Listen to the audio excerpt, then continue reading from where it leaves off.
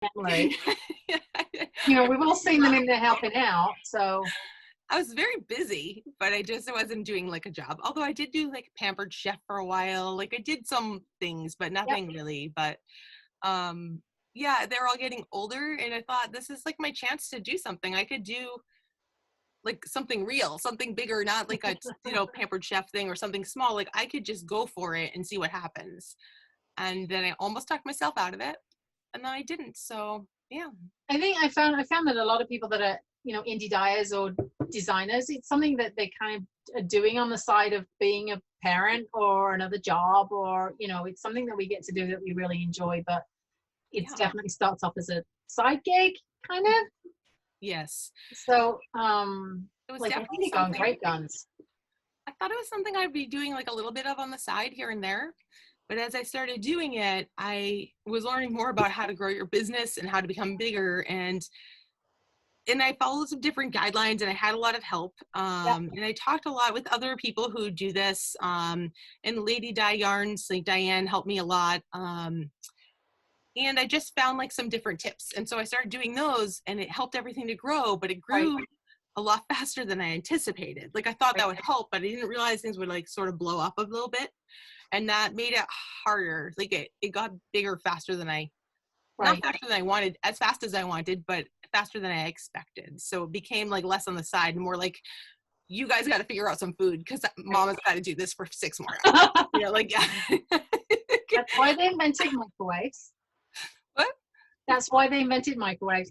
Sarah Clear has just confirmed that Into the Mystic is a Van Morrison song or a Van Morrison lyric. Yes. And Casey just said it's 2 days this year, Thursday and Friday, which I'm presuming we're talking about Indian Tent. So thank you for that's what I thought. Yeah. But I think it's still just one location, I think. I don't know. It would be nice if there were more, if it was bigger, but I don't know. I may be confusing the two. There's so many additional events now on the side of Rhinebeck. I'm of the age where I've been going since before it was just Rhinebeck. That's it. It was just Rhinebeck. There was no other things. So yeah, it's funny. You've seen a switch at Rhinebeck from Saturday being busier because so many people, I think, are coming in earlier to go to the additional events earlier in the week. And then people leave on Sunday. Like they're spent by then. They're tired. Yeah. They've spent all their money, maxed out credit cards. Yeah, I think so. Have you had any interest, or would you like any interest from any specific designers? Like, is there anybody that would be like your dream designer to use your yarn colorways? Let me see. So I think it would be a total dream. Like probably they would laugh, but if Tin Can Knits used my yarn, I love Tin Can Knits. I think that would be a great pairing. They're awesome. This sweater's Tin Can Knits. I love their patterns. I think that they are like infallible. They're foolproof. Always. And they're always size inclusive. Like there's something beautiful and classic, but like they fit well and they look nice and they look even better than they are.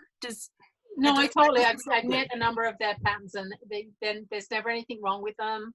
Right. And they read really they're not well. as hard as they look. No. That's what I'm trying to say. You know, like it looks more, this looks more complicated than it actually was. Like to do it was no problem. Right. Except that it was steeked, and steeking was a little scary. It's just a pair of scissors. Yeah. I've done it now, so it's okay. I can say that. But when you first hundreds of hours of work and a pair of scissors, what could go wrong? Yeah. Nothing at all. And then let me see. There's a few people. I've had like some smaller, and then those sort of like when you reach out, sometimes it happens.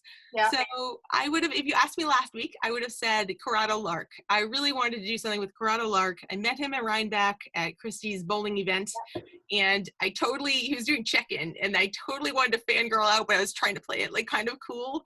And then I really never got to talk to him because I didn't know how to do it without being like a total doofus. And I just think he's really cool. I really like his patterns and his style. And so, I just missed that. And then recently, in the last week, he put something out. He was talking about sweater designing. He said, hey, if you're a yarn company or an indie dyer and you want to like work together, like say the word, you know? And I was like, oh, you know, and I was like, oh, well, I can't do that. Like he's not going to want to work with me. Right. So I ended up I just said, you know what, you missed it once. Don't do that again. Like, just reach out. The worst, if he says no, he says no. No, exactly. Yeah. So I did, and he's like, yeah, totally, dude. So, that's so exciting. So now that's in the works. So that's great. Excellent. So, wow, you won't have time for the itty bitty designers like me. Oh, I will totally always have to. So, because I think it works both ways. Like, right, well, I don't think you're an itty bitty designer, but I think when I started, there were a few people who are bigger who like helped me out, and then there are people who are smaller, and they're like, oh, you know, you're a real yarn company, because they're like brand new or whatever, and so it works both sides. Like, if someone's pulling you up, like, you need to pull the next guy up too. You know what I mean? Yeah, absolutely. In both ways. Like, so there's not anyone too big or small to work with. Like, I think we have to do both, just as long as we're conscious to try and help other people too. Like, that stuff comes back. That's what I think. Like, if I had a business plan, doesn't sound very official, but like, just do what you would like for people to do for you. Yeah. Like, if you help someone out, there's no harm in that. Like, I'm never going to lose by helping to promote someone else or saying something good about someone else. No, absolutely. Like, it's a win-win. So absolutely. I really agree on that. Yeah. And it just puts the good things out there. You don't want stuff coming back to bite you. You don't want that. No. So yeah. Are you working on any personal, have you got any personal projects going on right now? For my own projects that I'm working on. Well, so I'm actually sort of right in the middle. I just finished up, but I have to weave the ends in, the Shape of Me wrap. Yeah. And I'm about to like start something else, but I can't quite decide what I want to start on. You know, like when you're like just paralyzed, you keep picking something up and you're about to start this, but like, oh no, maybe that, I forgot about the other. And I just keep grabbing other things and I can't decide. But do you always use your own yarn? Or do you still buy yarn? I don't buy very much yarn anymore. I do sometimes, but I use both. I have a lot of time where I feel like I have to use my yarn to make samples and things, you know, or when there's new patterns coming out, I want to make one too, so I can have it. Having patterns made, samples made is really expensive. Yeah. So I do a lot of mine. My last project, that Shape of Me shawl, I use other yarns too. So other DKs I had, it called for 12 yarn. So I think probably 7 of them were mine, but a couple I got at Vogue, you know, but like other Launchpad people, and I use some other ones, but I use probably mostly mine. But I did just start something new this week. This is probably why I'm between projects still. I learned to weave this week. Really? So, I got a loom for Christmas 2 Christmases ago. That's another rabbit hole. Right. Yeah. So, but I never got a chance to use it till this week. So I just started, and it's good. Yeah, and it actually uses up a lot of yarn. You can make a lot of scarves that way. It does, yeah. So I have my first project. It's almost finished. Okay.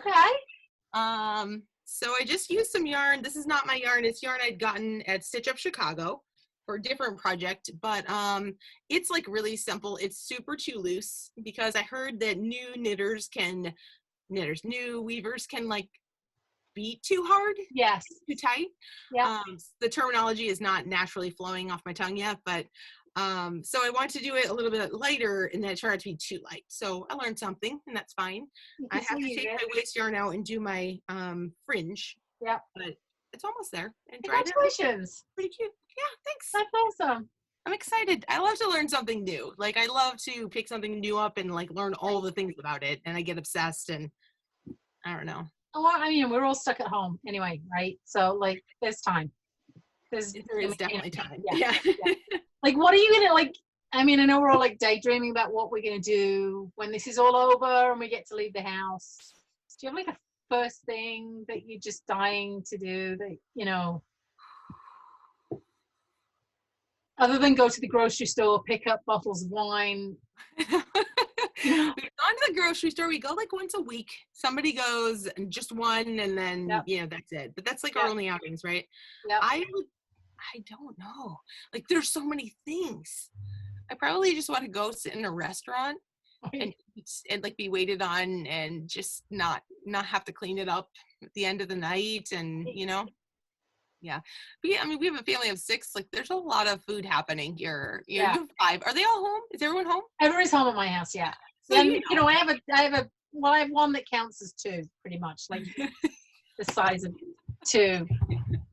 He's a double grown man, put it that way. Mm-hmm. So he will eat anything that's not tied down. Yeah, I have one of those too. Yeah, and there's been a lot of, I've done an excessive amount of bread baking, which has been kind of got a little out of control. Mm-hmm. So there's an excessive amount of carbs, and I'm seeing people, I'm looking at pictures of people and everybody's kind of grinning to themselves. So I know I'm not alone in the continuous covered with flour scenario. I have been continually covered with flour. Yes. We did a little bit of baking, and then I kind of got busy with other stuff. Like, there's been a lot of shop things going on, so I haven't had much of a break with that. But now that it's kind of lightened up a little bit, I'm hoping to do some more baking too. But the problem is you eat it, right? Like, it's there, and you just keep eating it. So I don't know. Right. Yeah. No. And it does. The food keeps disappearing. We've had a problem with people finding that the snacks are not quite as what they used to. Oh. So, you know, I mean, like when you shop, you know, regularly, there's always enough snacks in the house. But when you're literally going once a week and that's the only time you're going, or once every 2 weeks, the snacks run out first for the kids. The snacks run out first. And then they're all like, wait, there's no chips left? Wait, there's no. Right. And everybody's like, really? We just have cheese sticks? This is great. There's just mounds of fruit at the end. Like, oh, no one ate any of the apples or whatever. Yeah. Eat the fruit. So when Brian goes to the store for me, because I've been really paranoid about going out in public and I've been super busy. So he's like, well, I'll go to the grocery store for you. So when he goes, he buys so many snacks. Like, he'll come home with 6 kinds of meat, like a bag of carrots, and like 3 bags of snacks, like grocery bags of snacks, you know, like all the snacks and no veggies and fruit. And it's funny. Do the kids even notice? No. Maybe not. They haven't said anything. I think they notice it to them, like they're happy. I serve a lot of vegetables, so, you know. But he buys lots of snacks so they don't run out. But when I went, we're like almost out. Yeah. Right. I don't buy enough snack food. Right. I don't know. I mean, we're kind of running out of questions too. Oh, I need to ask you, because this is, you know, tea and natter. I couldn't think of another name. Sorry if it's not really working. I couldn't think of anything else. What tea are you drinking? I think this is an important question to ask right now. What tea are you drinking? I am drinking my favorite tea. It's called Malmo tea, and it is by Paloma, I think. So I got it at a tea shop in Sweden. So last summer, my husband goes to Denmark for work a lot, and it's like really, really close to Sweden. So I went and joined him for a weekend, and we saw some different places in Denmark. We did all the sites very quickly, and we went to Sweden, and we were walking through this like in a shop in Malmo, Sweden, and they had the Malmo Music Festival, but it was pouring. Like, we were there for 3 hours, and it was just raining cats and dogs. It's all cobblestone streets. Like, we were soaked. It rains there a lot. We were not prepared. I wish I had like my, you know, like welly boots, but we went to this really cute tea shop, and I got a few different kinds to try and brought home. And this one was by far my favorite. And I ordered more a few months ago, maybe around like the holidays. Yeah. And I ordered like a larger amount of it because it's my favorite. And I had to wait maybe a month for it to get here because yeah. So what is it? What does it taste like? Like, what is it? I don't. So I'm not like a tea aficionado. So I mean, like, is it like a? It's a black tea. Okay. But it's loose, so it's a loose tea. And then you soak it. I use this cup. This is my favorite tea cup. It's Tea Forte, I think is what it's called. But it has like this little mesh deal that goes in here, and a little cover. So you put your loose tea, you put the stuff, it does its thing, and take it out and put it on the cover, and it kind of is thermal. It's ceramic, so it feels like a tea cup to me, a tea mug. Yeah, and so I use that. It has like little bits of purple flowers in it, and something that's an orangey red. I don't really know what's in it because it was all in like Swedish, like, you know, or Swedish. Was it Swedish? That sounds like the wrong word, but whatever language, it was in a different language. And so I said, you know, what's in there? And she kind of explained, but it was. You didn't really get it, no. Yeah. But tastes good. And the other one wasn't as great. That had another one that was like Japanese lime or something. It smells amazing. It tastes kind of weird. I don't know. So yeah, the Malmo tea is the best. And it was named after the town we were in, so it seemed like appropriate to, get. That's awesome. That's a good story. I mean, like, if you asked me what tea I was drinking, I'd be like, well, I went to Stop and Shop and it's the cheapest one I could find. I don't have a romantic story about going to Sweden. And well, I tried. I thought you might ask, so I made sure to have a tea. I'm not predictable, right? No. I have Lipton too. It's all the same. Yeah. Yeah. So when my kids were little, tea is like the only thing you can do for yourself while still like full being a mom, right? Like you can make a cup of tea, sit down, and be playing blocks on the floor. And you can still like kind of enjoy your special tea, but you're there being present. Like I can't just sit and knit and ignore. That's not the same thing, right? But tea is like, you can, but tea is a way that I could be like having my moment and also still doing what I wanted to be doing. So that's why I have some special teas. But yeah. That's cool. Yeah. So I laughed because you were talking about the name, because like this is brand new. It's going to be an ongoing series, so I hope you guys join every week. But hasn't been disaster so far, so I don't remember what you started with for a name. I was like, well, how about this or that? And you're like, okay, well, I don't want it to be too British. And then you're like, oh, how about, I think I'm going to go with tea and natter. I know. Well, I know, it could change. I could change it later. I don't know. I couldn't think of anything. I was like, it's a great name. Live with Brick Stitchery makes me sound like I'm way too full of myself. No.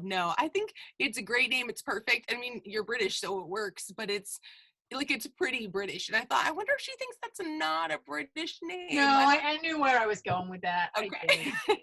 So I went to write it in Instagram, and I was like, is it natter or natter? Like, is it a D or a T? I had to look it up. Two T's.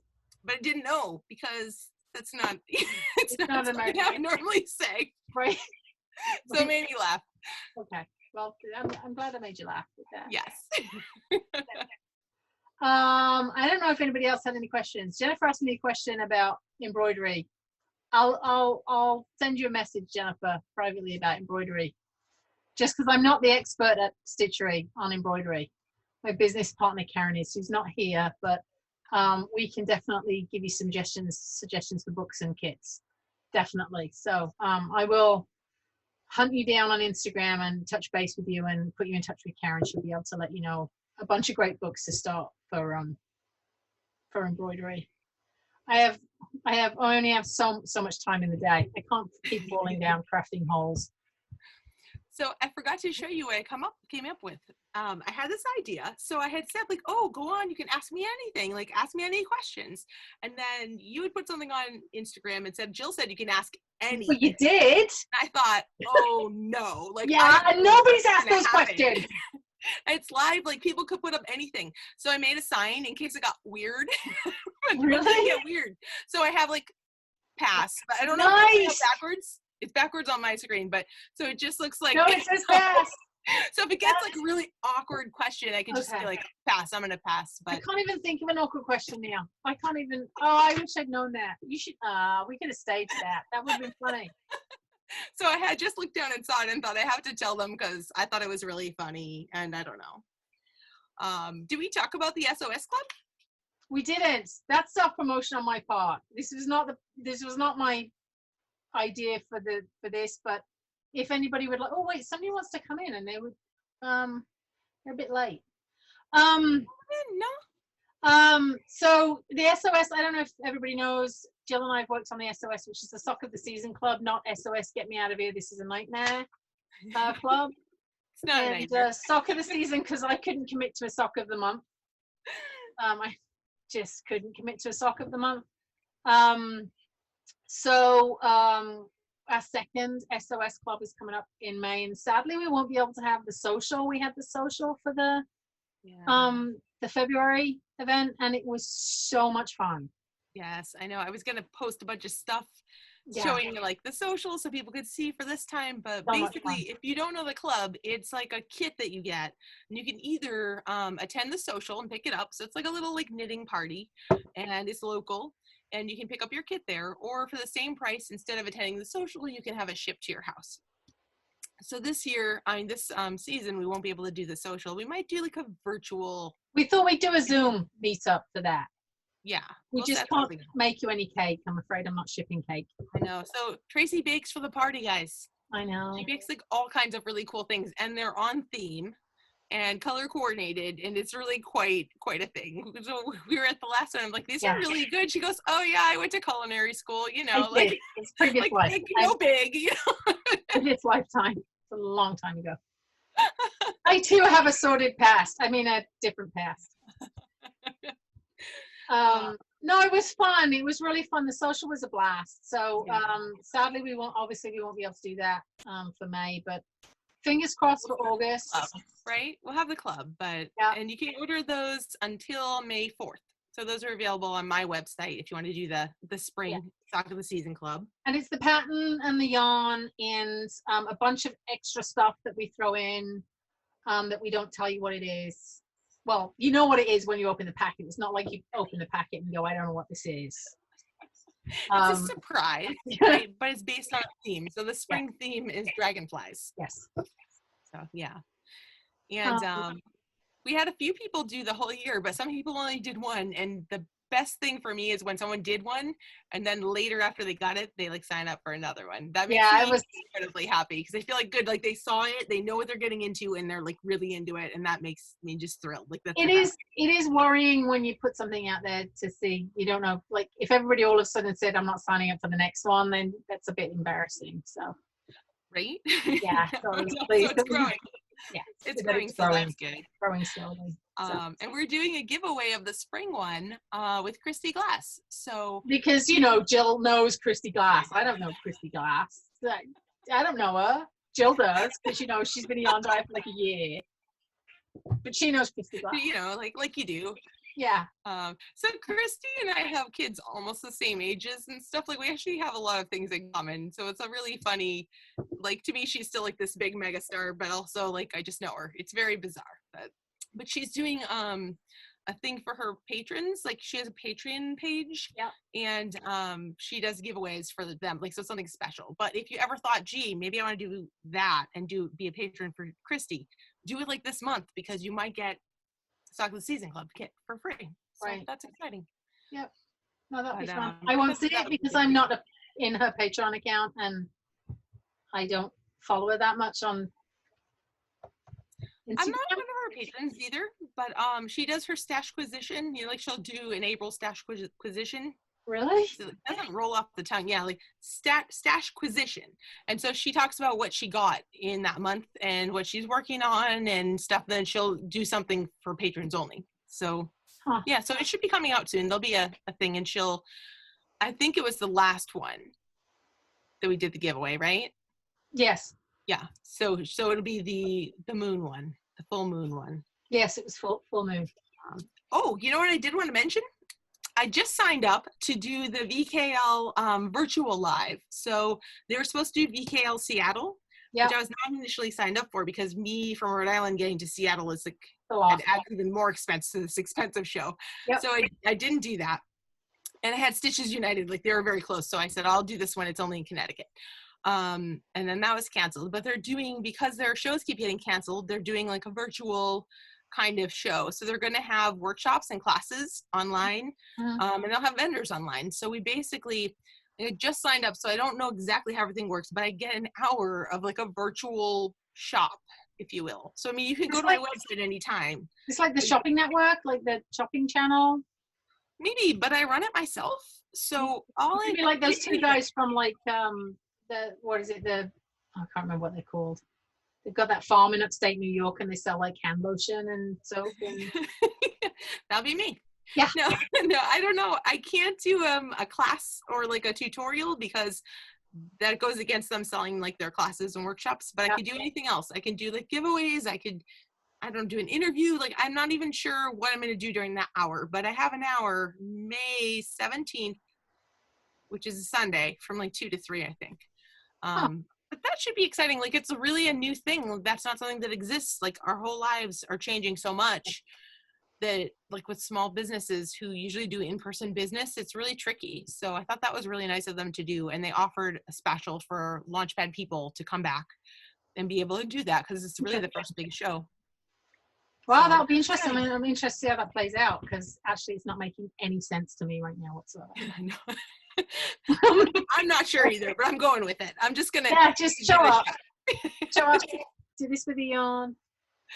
Yeah, I don't know. Maybe I'll be doing that. I'll just show it. I don't know, but we'll see. It'll be fun either way, right? Like I don't know. Yeah. So I have that coming. That's awesome. Up. So then, what was the date of that again? That's May 17th. Okay. Sunday. So I think it runs from like the 11th to the 18th or something. It's a whole week. And then you can sign up for different classes and things, like Patty Lyons has classes, and like all the usual instructors. So I think it's less expensive. Oh yeah, no, I mean definitely keep us all. You know, obviously everybody who's interested. I'm just interested to see how it's going to work. To be truthful, because I don't have to go online to buy yarn from you. Well, you know, I can just send you an email, but I might just have to watch just because, like, I don't understand. Well, I hope you watch because I hope like someone watches, right? So, but I don't know what I'll do. I'll have to think about it. Or if you guys have suggestions, help me brainstorm because you don't want suggestions from me. Not really. I don't think that'd be helpful. You never know. You never know. All right. Well, we hit 8 o'clock. We've not bored everybody to tears. I think everybody's still here. They may be sleeping. I don't know. And if nobody else has any questions for Jill, I think we can end it here. All right. Jill, thank you so much. Thank you so much for having me. For indulging me in my another one of my harebrained ideas. I love it. I find somebody else now for next time. Like go through my phone. It'll be great. This is a lot of fun, and it's good to see like some faces out there, and you know, it's really neat. I hope you guys were entertained for an hour. Felt like you're like out getting coffee with some friends, you know. Yeah. And I did approach Lizzie from Mermaid's Pearl to see if she would like to do one of these, and she said she'd love to. So that could possibly be up in the next couple of weeks. Awesome. So, and then it's recorded, so maybe it'll end up on YouTube. And I now have to figure out how to make myself a YouTube account. You're committed. You have to do it now. That's gonna be interesting. So thank you everybody for joining us too. So much. It was so great. Yes, thank you, and thanks for sending questions and showing up and staying here. You know, because you could have just gone, I'm leaving. So thanks very much. I'm going to unmute everybody. I'm going to unmute on the right thing. I'm going to unmute. And in theory, I'm going to unmute. There we go. There we go. Everybody's unmuted. Hi, guys. Hey. So, thank you, Jill. Thank you very much. You guys, this is great. Yes, thank you. It's been, all right. Well, have a good evening, everybody. You too. Bye. Bye. Thank you. Bye.